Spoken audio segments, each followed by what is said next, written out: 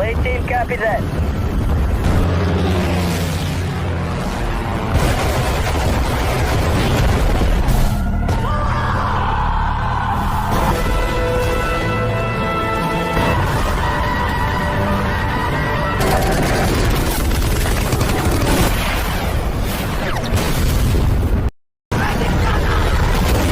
Dalam pemikiran yang kita miliki dan kebanyakan orang, tentara Amerika adalah tentara terkuat dengan dukungan peralatan tempur yang canggih, seolah-olah tak dapat dikalahkan dari zaman Perang Dunia II juga. Namun sejatinya, Amerika pun pernah mengalami kekalahan ketika berperang. Selain pernah kalah di Perang Vietnam, ternyata masih ada peristiwa di mana tentara Amerika harus menelan kekalahan.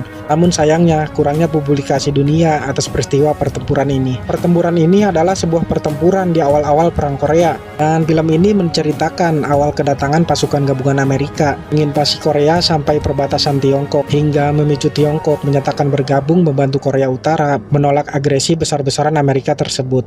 Inilah The Battle at Lac Changjin. Film diawali dengan memperlihatkan seorang prajurit Tiongkok bernama Qian Li yang akan pulang dan membawa abu jasad adiknya yang telah gugur di pertempuran. Dia meminta izin cuti dari tugas dan pulang ke kampung halaman untuk bertemu ayah ibunya dan adik bungsu bernama Wan Li. Ketika sampai di depan rumah, ibunya melihat Qian Li yang memegang guci abu jasad, membuat ibunya syok berat.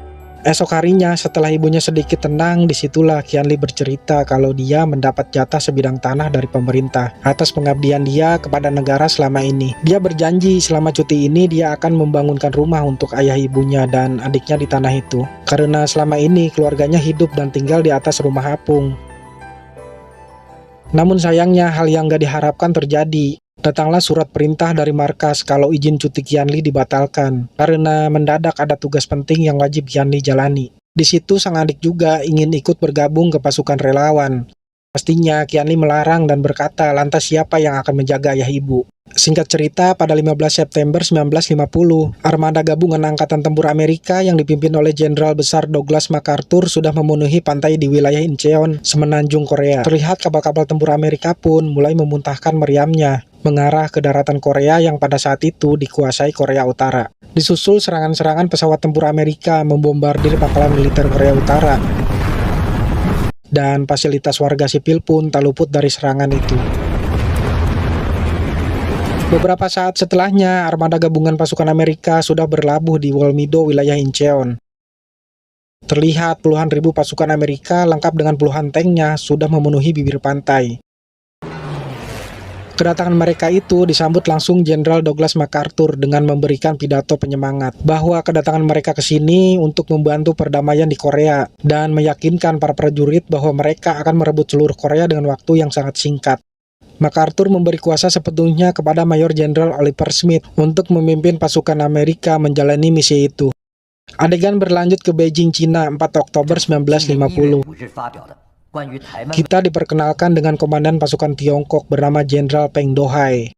Dia ditunjuk oleh Presiden Tiongkok Mao Zedong. Peng dipilih untuk memimpin pasukan relawan rakyat Cina di front timur.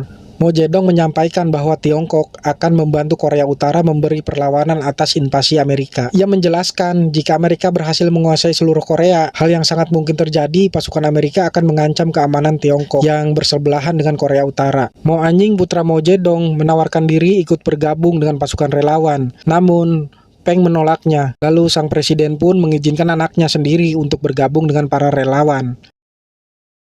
Adegan kembali ke pasukan Amerika yang akan memulai misinya dengan memasuki paralel ke-38 yang merupakan jalan menuju Sungai Yalu perbatasan Korea Utara dan Tiongkok. Pada 3 Oktober, pasukan udara Amerika menyerang paralel 38. Puluhan bom pesawat Amerika dijatuhkan yang seketika meratakan wilayah itu. Sementara itu, Zedong yang tahu Amerika sudah memasuki paralel ke-38 membuat pernyataan di depan para perwira agar segera menyiapkan pasukan untuk melakukan penyerangan kepada Amerika. Jenderal MacArthur yang sudah berada di markas besar di Tokyo, Jepang, menghubungi kedua komandan perang yang berada di Pyongyang dan front timur. Dia berkata bahwa kemenangan sudah di depan mata dan merencanakan misi pasukan selanjutnya menuju Sungai Yalu. Amerika juga sudah menyadari kemungkinan besar penghadangan pasukan Cina di perbatasan negara itu. Di markas pasukan relawan Cina, Mao Anjing yang sudah bergabung menerima telegram lalu langsung diberikan kepada Jenderal Peng yang berisikan jika Amerika sedang bergerak menuju perbatasan yang didukung pasukan Amerika dari front barat.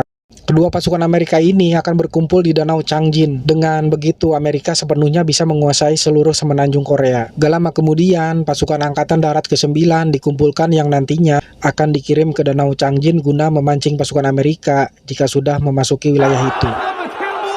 Terlihat Chong Si-lun, komisaris politik sekaligus komandan pasukan ke-9, memotivasi para prajurit dengan memperkenalkan seorang anak muda yang mengejarnya di jalan yang ingin ikut berjuang. Si anak muda ini beralasan karena Mao Zedong telah memberikan keluarganya tanah, tapi sekarang orang barat mau masuk untuk merampas tanah itu.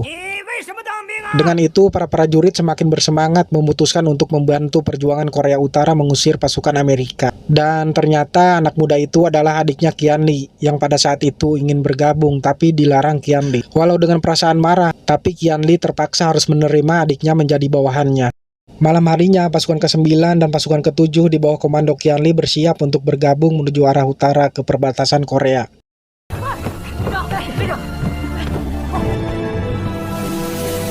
Di dalam gerbong, Qian Li meminta komandan artileri yang bernama Liu untuk menempatkan adiknya di batalion yang Liu pimpin sambil memberi pengarahan.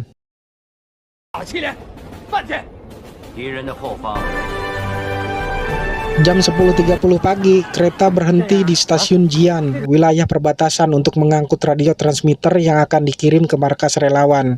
Tiba-tiba terlihat pesawat mata-mata Amerika melintas yang membuat kalang kabut semua prajurit langsung bergegas memasukkan logistik ke dalam gerbong. Dan mereka pun segera melanjutkan perjalanan. Baru saja mereka memasuki Sungai Yalu, tiba-tiba kereta mengerem berhenti karena rel yang akan mereka lewati sedang diperbaiki. Terpaksa semua prajurit harus keluar, disuruh beristirahat dalam beberapa menit. Gak lama kemudian, terdengar suara kedatangan pesawat Amerika yang langsung menjatuhkan bom ke jembatan Sungai Yalu. Kemudian, Qian Li berteriak menyuruh semua pasukan mengeluarkan logistik dari gerbong dan berlindung meninggalkan tempat itu. Mereka semua berlari menjauhi gerbong, mencari tempat perlindungan dari buruan pesawat Amerika. Saat bersamaan, pesawat Amerika itu mulai menjatuhkan bom tepat menghantam seluruh gerbong.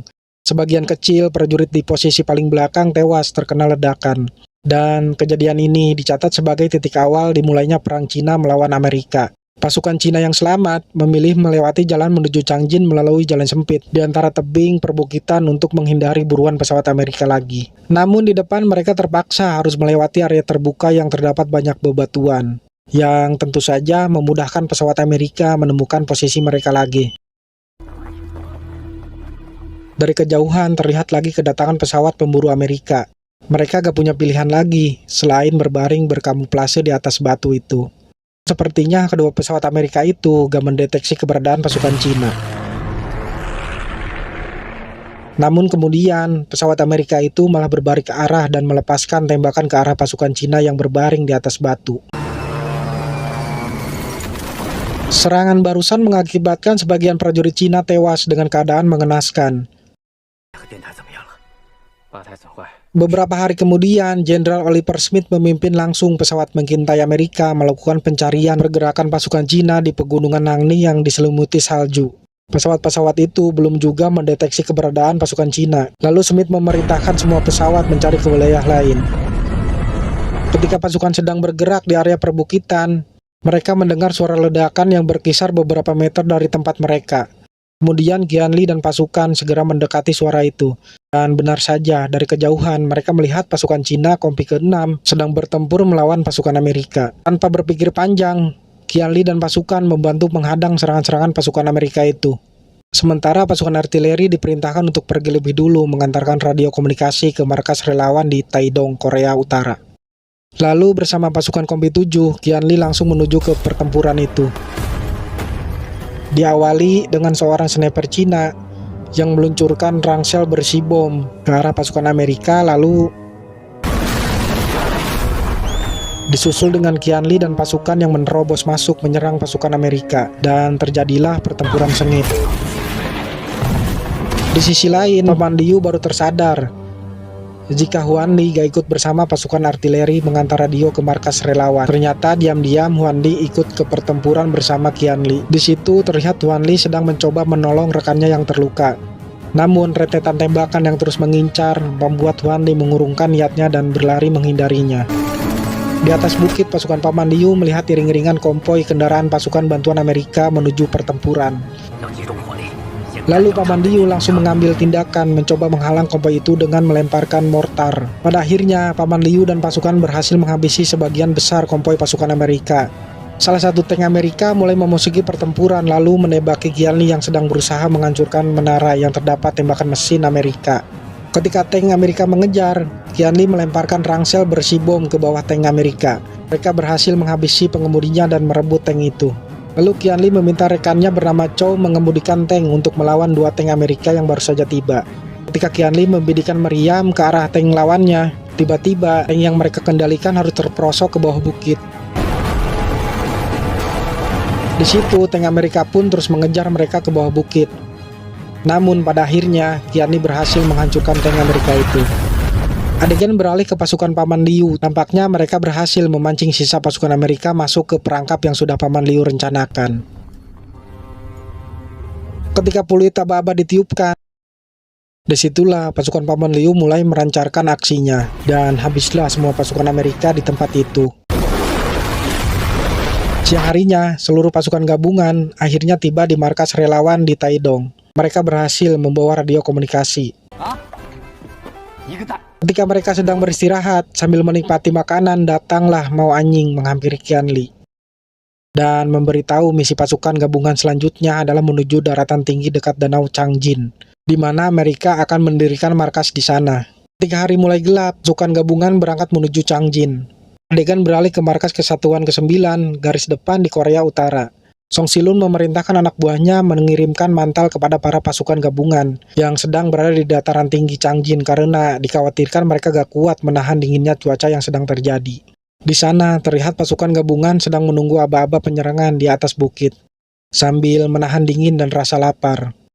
Mereka hanya memakan ubi yang sudah membeku akibat saking dinginnya cuaca di sana. Sebaliknya di markas Amerika, pasukan Smith di front timur sedang antri menikmati hidangan enak. Kemudian datang laporan jika pesawat Amerika sering mengalami gangguan sinyal kalau melewati wilayah Taedong, Korea, yang ternyata tepat di titik koordinat markas para relawan Cina di situ.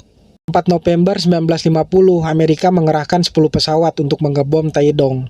Saat sirine tanda kedatangan pesawat berbunyi, semua orang mencari tempat berlindung. Namun sayangnya, Mao Anying malah kembali ke dalam ruangan markas karena ada berkas penting yang tertinggal. Di serangan itu, Mao Anying dengan satu rekannya tewas terkena ledakan.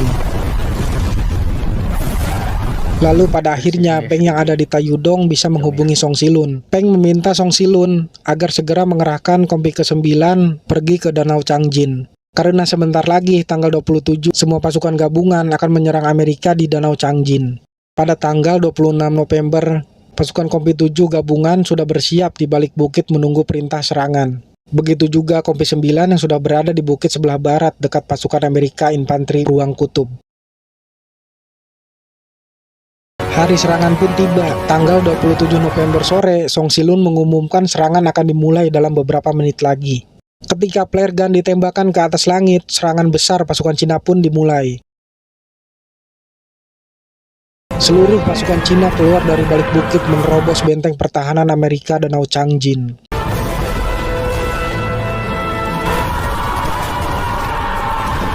Amerika pun gak tinggal diam. Mereka mulai mengerahkan pasukan tank dibantu senapan mesin yang ditembakkan ke arah pasukan Cina yang berdatangan. Pasukan artileri Paman Liu membalas dengan menembakkan mortar, begitu juga dengan pasukan Qian Li yang terus maju menyerang. Saking banyaknya pasukan gabungan Cina membuat Amerika kewalahan. Di situ pasukan Amerika memilih kabur, namun mereka terus dikejar. Lalu Tian Mei memberanikan diri membawa mobil menerobos iring-iringan pasukan Amerika yang kabur dan melemparkan granat ke truk pengangkut pasukan Amerika itu. Qian Li mendapati salah satu komandan Amerika sudah tewas di ruangannya. Setelah itu, pasukan Cina berpikir kalau pertempuran sudah selesai. Tiba-tiba terdengar suara pesawat membuat semua pasukan Cina bersiap kembali. Bersamaan dengan bom dijatuhkan, salah satu prajurit naik ke atas bukit dan berhasil menembak jatuh pesawat Amerika itu. Dan ternyata bom itu adalah bom asap penanda lokasi yang akan dijatuhi bom pesawat-pesawat bomber Amerika. Lalu Paman Liu mencoba menghentikan asap yang terus keluar, namun itu sia-sia. Kemudian Liu mengangkut bom asap itu dengan mobil menjauh dari tempat pasukan Cina, menuju ke iring-iringan tank Amerika yang kabur. Bom pesawat Amerika itu pun menyasar tank rekannya sendiri. Namun kejadian ini juga membuat Paman Liu harus tewas terkena ledakan.